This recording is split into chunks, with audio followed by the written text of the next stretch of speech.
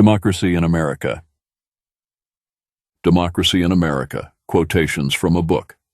By Alexis Tocqueville, the definitive work on pre-Civil War America, before 1860, what America was like then, and how we can relate to America in current times. Alexis Tocqueville was a French writer and statesman. In 1831, he was sent to America to study the prison system. While in America, he wrote Democracy in America from 1835-1840. This became a classic analysis of American institutions. It is the book historian intellectuals in modern times quote from, concerning the book title topic but rarely read in entirety. It is 750 pages. Tocqueville served as a representative to the National Assembly in France 1837-51, becoming vice president of it in 1849, and its minister for foreign affairs briefly in 1849. He opposed Prince Louis Napoleon's rise to power and was forced from political life by the prince's seizure of power in 1851. In 1856, he published the first volume of a historical work on the causes of the French Revolution, The Old Regime and the Revolution, which he did not live to complete. Democracy in America is the device by which the following evolves. These are quotations from that book. Tocqueville has an interesting discussion on what sort of despotism democratic nations have to fear. It would seem that if despotism were to be established among the democratic nations of our days, it might assume a different character. It would be more extensive and milder. It would degrade men without tormenting them. I think, then, that the species of oppression by which democratic nations are menaced is unlike anything that ever before existed in the world. Our contemporaries will find no prototype of it in their memories. I seek in vain for an expression that will accurately convey the whole of the idea I have formed of it. The old words despotism and tyranny are inappropriate. The thing itself is new, and since I cannot name it, I must attempt to define it. It would be like the authority of a parent if, like that authority, its object was to prepare men for manhood. But it seeks, on the contrary, to keep them in perpetual childhood. It is well content that the people should rejoice, provided they think of nothing but rejoicing. For their happiness such a government willingly labors, but it chooses to be the sole agent and the only arbiter of that happiness. It provides for their security, foresees and supplies their necessities, facilitates their pleasures, manages their principal concerns, directs their industry, regulates the descent of property, and subdivides their inheritances. What remains but to spare them all the care of thinking and all the troubles of living? Thus it every day renders the exercise of the free agency of man less useful and less frequent. It circumscribes the will within a narrower range and gradually robs a man of all the uses of himself. The principle of equality has prepared man for these things. It has predisposed men to endure them, and often to look on them as benefits. After having thus successively taken each member of the community in its powerful grasp and fashioned him at will, the supreme power then extends its arm over the whole community. It covers the surface of society with a network of small complicated rules, minute and uniform, through which the most original minds and the most energetic characters cannot penetrate, to rise above the crowd. The will of man is not shattered, but softened, bent, and guided. Men are seldom forced by it to act, but they are constantly restrained from acting. Such a power does not destroy, but it prevents existence. It does not tyrannize, but it compresses, enervates, extinguishes, and stupefies a people, till each nation is reduced to nothing better than a flock of timid and industrious animals, of which the government is the shepherd. Our contemporaries are constantly excited by two conflicting passions. They want to be led, and they wish to remain free. As they cannot destroy either the one or the other of these contrary propensities, they strive to satisfy them both at once. They devise a sole, tutelary, and all-powerful form of government, but elected by the people. They combine the principle of centralization and that of popular sovereignty. This gives them a respite. They console themselves for being in tutelage by the reflection that they have chosen their own guardians. Every man allows himself to be put in leading strings because he sees that it is not a person or a class of persons, but the people at large who hold the end of his chain. By this system, the people shake off their state of dependence just long enough to select their master and then relapse into it again. A great many persons at the present day are quite contented with this sort of compromise between administration despotism and the sovereignty of the people, and they think they have done enough for the protection of individual freedom when they have surrendered it to the power of the nation at large. When the sovereign is elective or narrowly watched by a legislature which is really elective and independent, the oppression that he exercises over individuals is sometimes greater, but it is always less degrading, because every man, when he is oppressed and disarmed, may still imagine that while he yields obedience, it is to himself he yields it, and that is to one of his own inclinations that all the rest give way. In like manner, I can understand that when the sovereign represents the nation and is dependent upon the people, the rights and the power of which every citizen is deprived serve not only the head of the state, but the state itself, and that private persons derive some return from the sacrifice of their independence, which they have made to the public. To create a representation of the people in every centralized country is therefore to diminish the evil that extreme centralization may produce, but not to get rid of it. It must not be forgotten that it is especially dangerous to enslave men in the minor details of life. I should think that freedom is less necessary in great things than in little ones, if it were possible to be secure of the one without possessing the other. Subjection in minor affairs breaks out every day and is felt by the whole community indiscriminately. It does not drive men to resistance, but it crosses them at every turn till they are led to surrender the exercise of their own free will. Thus their spirit is gradually broken and their character enervated. Whereas that obedience which is exact on a few important but rare occasions only exhibits servitude at certain intervals and throws the burden of it upon a small number of men. It is vain to summon a people who have been rendered so dependent on the central power to choose from time to time the representatives of that power. This rare and brief exercise of their free choice, however important it may be, will not prevent them from gradually losing the faculties of thinking, feeling, and acting for themselves, and thus gradually falling below the level of humanity. I add that they will soon become incapable of exercising the great and only privilege which remains to them. The democratic nations that have introduced freedom into their political constitution, at the very time when they were augmenting the despotism of their administration, constitution have been led into strange paradoxes. After having exhausted all the different modes of election, without finding one to suit their purpose, they are still amazed and still bent on seeking further, as if the evil they noticed did not originate in the constitution of the country, far more than in that of the electoral body. It is indeed difficult to conceive how men who have entirely given up the habit of self-government should succeed in making a proper choice of those by whom they are to be governed. And no one will ever believe that a liberal, wise, and energetic government can spring from the suffrages of a subservient people. I therefore believe that it is easier to establish an absolute and despotic government among a people in which the conditions of society are equal than among any other. And I think that if such a government were once established among such a people, it not only would oppress men, but would eventually strip each of them of several of the highest qualities of humanity.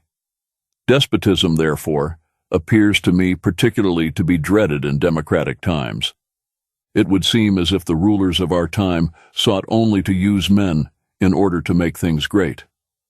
I wish that they would try a little more to make great men, that they would set less value on the work and more upon the workman, that they would never forget that a nation can no longer remain strong when every man belonging to it is individually weak, and that no form or combination of social policy has yet been devised to make an energetic people out of a community of pusillanimous and enfeebled citizens.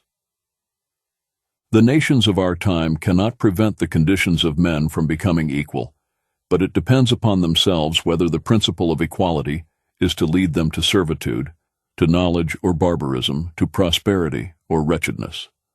Equality, which brings great benefits to the world, tends to isolate men from one another, to concentrate every man's attention upon himself, and it lays open the soul to an inordinate love of material gratification. The pleasures of equality are self-proffered. Each of the petty incidents of life seems to occasion them, and in order to taste them, and nothing is required but to live. Democratic nations are at all times fond of equality, but there are certain epochs at which the passion they entertain for it swells to the height of fury. This occurs at the moment when the old social system, long menaced, is overthrown after a severe internal struggle, and the barriers of rank are at length thrown down. At such times men pounce upon equality as their booty, and they cling to it as to some precious treasure which they fear to lose. The passion for equality penetrates on every side into men's hearts, expands there, and fills them entirely. Tell them not that by this blind surrender of themselves to an exclusive passion, they risk their dearest interests. They are deaf. Show them not freedom escaping from their grasp while they are looking another way. They are blind, or rather they can discern by one object to be desired in the universe. I think that democratic communities have a natural taste for freedom left to themselves. They will seek it, cherish it, and view any privation of it with regret.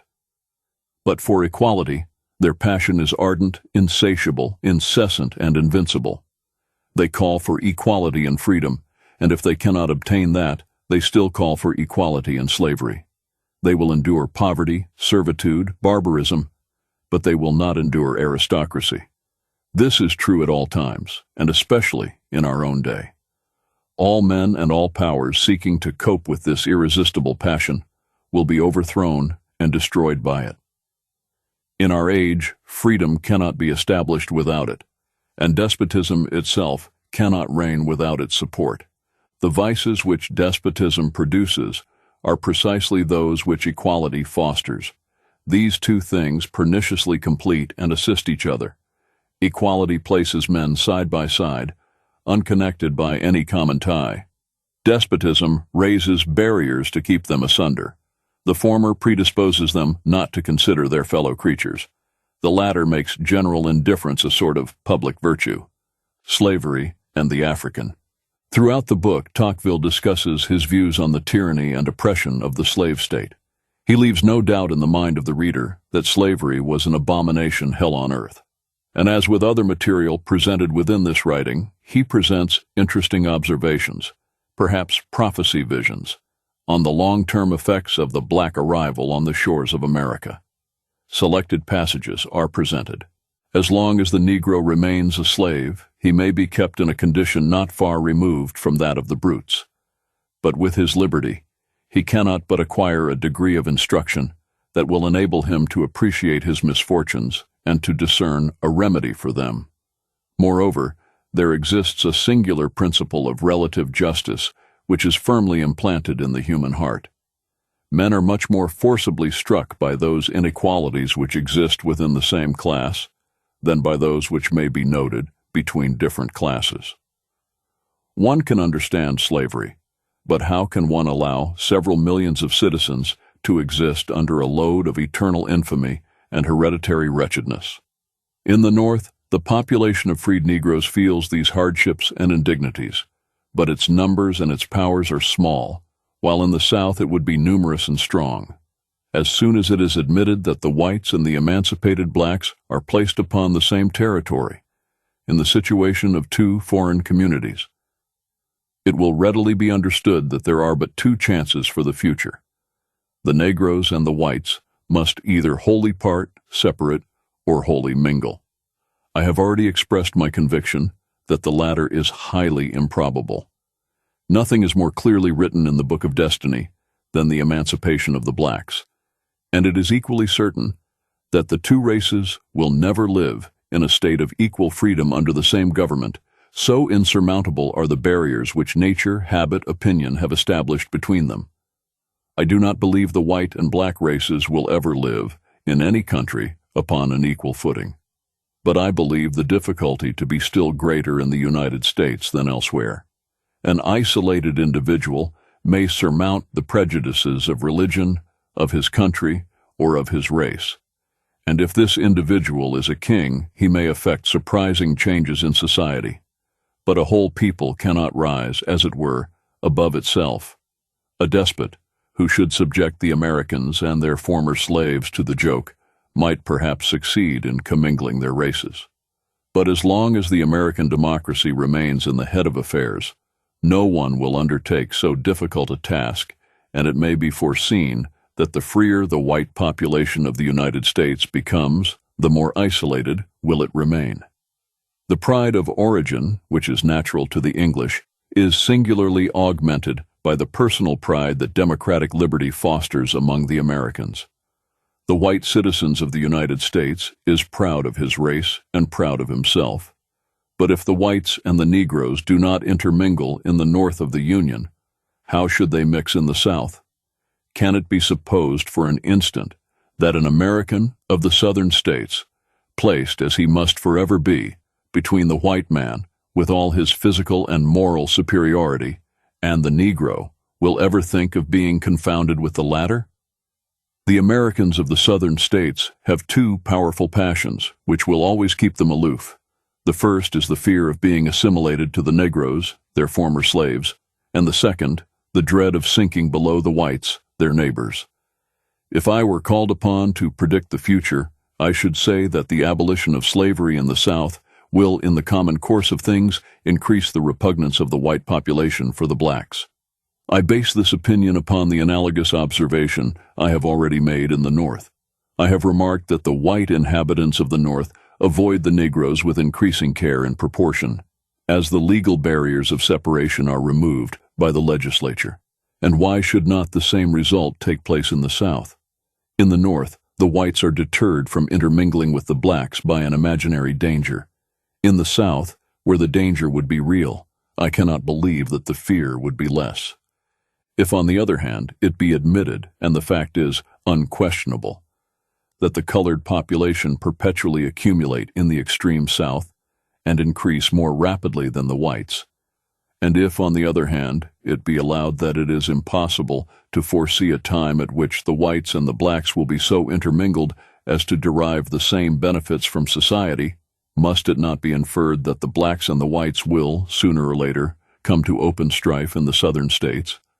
But if it be asked what the issue of the struggle is likely to be, it will readily be understood that we are here left to vague conjectures. The human mind may succeed in tracing a wide circle, as it were, which includes the future.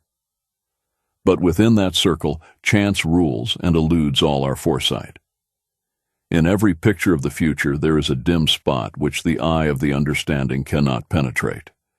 It appears, however, extremely probable that in the West Indies islands the white race is destined to be subdued, and upon the continent, the blacks. In the West Indies, the white planters are isolated amid an immense black population. On the continent, the blacks are placed between the ocean and an innumerable people who already extend above them in a compact mass from the icy confines of Canada to the frontiers of Virginia, and from the banks of the Missouri to the shores of the Atlantic. If the white citizens of North America remain united, it is difficult to believe the Negroes will escape the destruction which menaces them. They must be subdued by want or by the sword. But the black population accumulated along the coast of the Gulf of Mexico have a chance of success if the American Union should be dissolved when the struggle between the two races begins. The federal tie once broken, the people of the South could not rely upon any lasting succor from their northern countrymen. The latter are well aware that the danger can never reach them, and unless they are constrained to march to the assistance of the South by a positive obligation, it may be foreseen that the sympathy of race will be powerless. Yet, at whatever period the strife may break out, the whites of the South, even if they are abandoned to their own resources, will enter the list with an immense superiority of knowledge and the means of warfare. But the blacks will have numerical strength and the energy of despair upon their side, and these are powerful resources to men who have taken up arms. The fate of the white population of the southern states will perhaps be similar to that of Moors of Spain. After having occupied the land for centuries, it will perhaps return by degrees to the country whence its ancestors came, and abandon to the Negroes the possession of a territory which Providence seems to have destined for them, since they can subsist and labor in it more easily than the whites. The danger of a conflict between the white and the black inhabitants of the southern states of the Union is inevitable, perpetually haunts the imagination of the Americans, like a painful dream. The inhabitants of the North make it a common topic of conversation, although directly they have nothing to fear from it. But they vainly endeavor to devise some means of obviating the misfortunes which they foresee. In the southern states, the subject is not discussed. The planter does not allude to the future in conversing with strangers. He does not communicate his apprehensions to his friends. He seeks to conceal them from himself. But there is something more alarming in the tacit forebodings of the South than in the clamorous fears of the North. This all-pervading disquietude has given birth to an undertaking, as yet but little known, which, however, may change the fate of a portion of the human race. Tocqueville further states, "I am obligated to confess that I do not regard the abolition of slavery as a means of warding off the struggle of the two races in the southern states. The Negroes may long remain slaves without complaining, but if they are once raised to the level of freemen, they will soon revolt at being deprived of almost all their civil rights, and as they cannot become the equals of the whites, they will speedily show themselves as enemies. In the North, everything facilitated the emancipation of the slaves, and slavery was abolished without rendering the free Negroes formidable, since their number was too small for them ever to claim their rights." But such is not the case in the South. The question of slavery was a commercial and manufacturing question for the slave owners in the North. For those of the South, it is a question of life and death. God forbid that I should seek to justify the principle of Negro slavery, however. When I contemplate the condition of the South, I can discover only two modes of action for the white inhabitants of those states, namely, either to emancipate the Negroes and to intermingle with them, or, remaining isolated from them, to keep them in slavery as long as possible. All intermediate measures seem to be likely to terminate, and that shortly, in the most horrible of civil wars, and perhaps in the extirpation of one or the other of the races. Such is the view that the Americans of the South take of the question, and they act consistently with it. As they are determined not to mingle with the Negroes, they refuse to emancipate them. If liberty be refused to the Negroes of the South, they will, in the end, forcibly seize it for themselves. If it be given, they will before long abuse it.